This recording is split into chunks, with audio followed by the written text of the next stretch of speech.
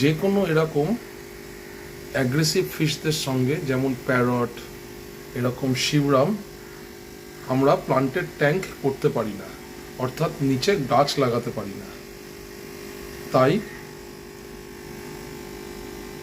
সেই জন্য এদেরকে আমাদের সবসময় একটা সুন্দর সেট আপে রাখতে হয়, একটু হাইডিং স্পেস দিতে হয়।